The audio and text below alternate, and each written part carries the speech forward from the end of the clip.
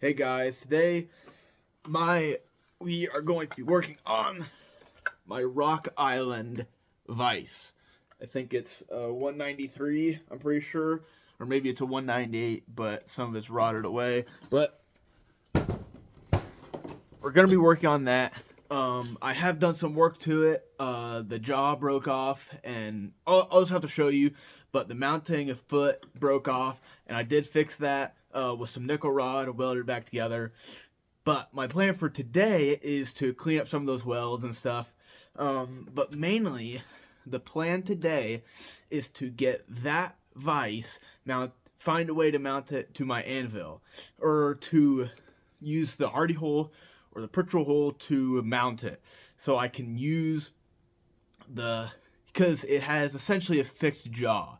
It doesn't have removable jaws, so I'm not too concerned about doing blacksmithing work with it. So like bending or just flattening out or upsetting things, I'm not too afraid to hurt it, because if I break it again, I break it again, and I'll just go fix it again because I know how to weld with the nickel rod now. So I'm not afraid to weld it now. So I'm not afraid of breaking it. I'm not afraid of breaking my anvil, obviously, but I really want to get off the ground so I can get it back into work. So that's what I'm going to be working on today. I don't know how I'm going to go about this, but that's part of the fun of it. We're just going to jump in. I'm going to dig around in the scrap, find some parts, do some measurements, and figure out how to do it, because I'm at a serious limitation, is that I can't weld. I do have a welder, but it's basically useless. That's a whole nother video and topic on its own. But I basically can't weld, so it's gonna make this even more difficult and harder to do. But that's the fun of it. That's the fun of engineering and building projects and things, is to just jump in, figure it out, even if you have limited tools or limited materials or something like that, because all the steel that I'm going to be using is either just scrap, so like rebar, some leaf spring, whatever I have, or it's going to be cut off. So it's scrap. All the stuff that I'm going to be working with is scrap. So that's the plan for today, and we're just going to jump in. So yeah. So I want to utilize the hardy hole at least, and maybe the Pritchel hole if I need to. If I really need to use the Pritchel hole for strength or something, I might. But I think I can get away with just the hardy hole. Now I can't remember how big this is, so I'm going to use my combination square to measure it. It is 1 1/4. So I think it will be really strong if I can find something to fit in here, no matter what it is. Even if I have to fit something in diagonally across it, the two corners of the hardy hole, I think that will still be plenty strong for what I'm going to be doing. So let's go look around for some scrap to start making this out of.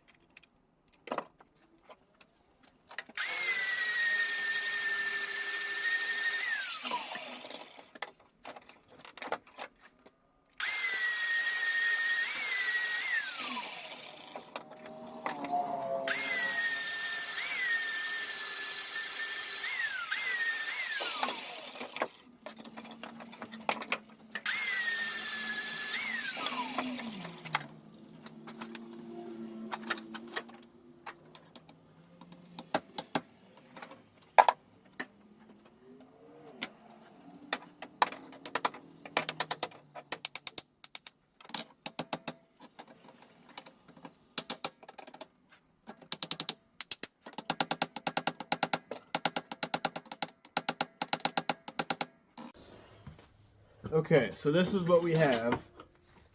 I have this piece that you saw me cut off. That you saw this piece that I ground into somewhat of a square. This used to be a piece of an old hydraulic cylinder that broke the ram. So it's gonna go like that. It's not the most perfect fit, but it'll be okay. So I think my plan is to drill a hole into this straight through both these pieces and tap it for a 3/8 thread and put a bolt in it so it really can't come out. And then hopefully I can, I don't know, I might have to maybe make another plate, put that bigger plate onto this one, but I think this could work. I think this is strong enough that I could do a lot of things on it. It will be putting a lot of stress on those bolts that'll be holding this vise on, but I think it'll still work really well. So, okay, so I got 2 half-inch bolts, I'm pretty sure, or whatever the metric equivalent is. So I'm just gonna put this on, or is it? I think it's the same both ways, yeah. So I'll just put one of these bolts in because the hole does line up on one side. So I'll put at least one of these bolts in just so I can see how it looks. And I think it will look pretty good. I'll do some like light testing and stuff, but at least the way it looks just in front of me, I think this will work. Let's open it all the way up. Obviously it pivots because there's only one bolt hole, but I'll just go to the next opening. And it doesn't really want to tip the anvil very much. I'm not going to put all my weight on it. But I think this could work really, really well. So I think that's what I'm going to do. So, yeah, I'm just going to do that. I'll just fiddle around with this base plate. Fiddle around with the base plate. But drill and tap this off screen, or off camera, whatever you want to say, because you're just drilling and tapping a hole, and it's going to be blind, so there's, it's not too complex. I might find a way to pivot this so I can get at least one there. I think that could work.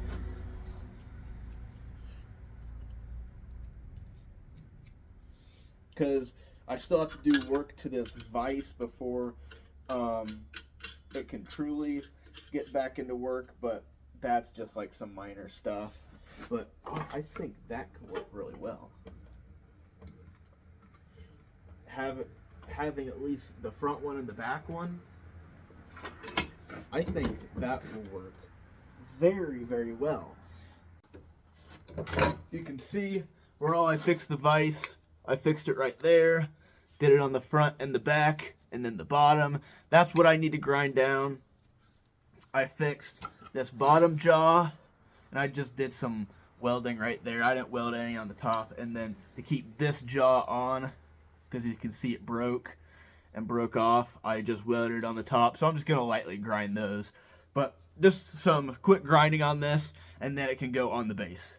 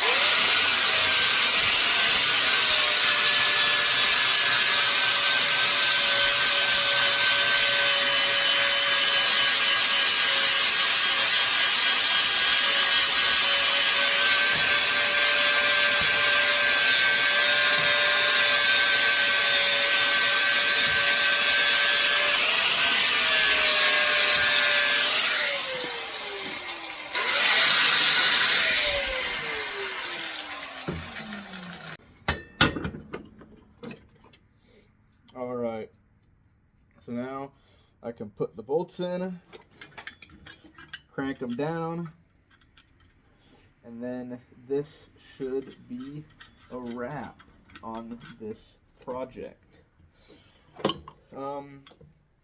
So just tell you a little bit about this vise while I'm getting these all put in. Is that this vise I got from my grandma and grandpa. It came out of their garage. My grandpa never used it. It never had a handle on it, so I put this handle on it. It's just a piece of round bar that I just hammered over. And they said that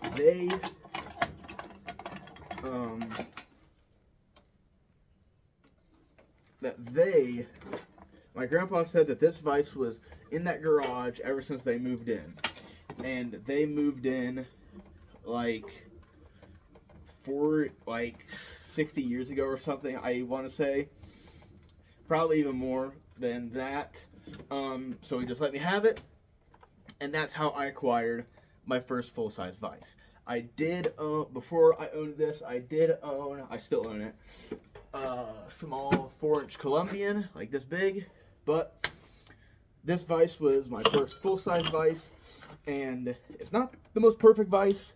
The jaws are far from good, but it's my vise, and the mercury has definitely replaced it in general use, but I'm not going to really crank these down because they're strong enough.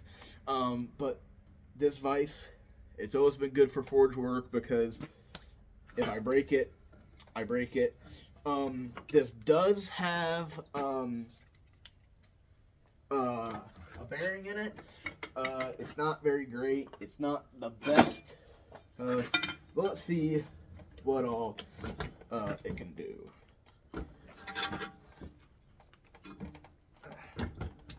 I might tighten those bolts down later, but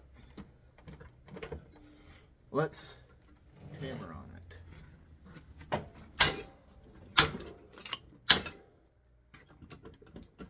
Yeah, the bolts will definitely have to be tightened, but we bent it, so it's strong enough to do what I want to do with it.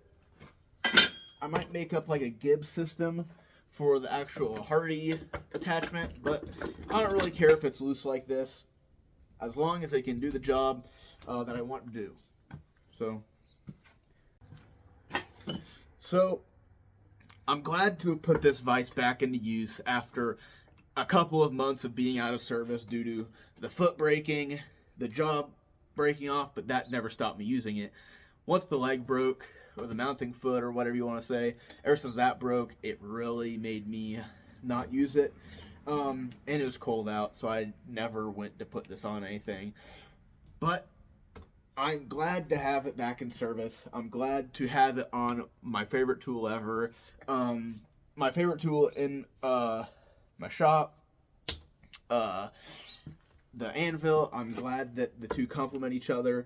I still have enough room to do stuff if I really needed to do something really quick, but I can take it out super easily. I could, since it's a square hole, I can theoretically I could pivot it. I can spin it 180. You know, I can do a lot of things with it that, you know, I could have lost. Is that it's a fixed base, so I couldn't have pivoted it. Obviously, it is still very limited. You get 4 different locations, but I can use it again now, and I'm super, super happy. It's a nice day out.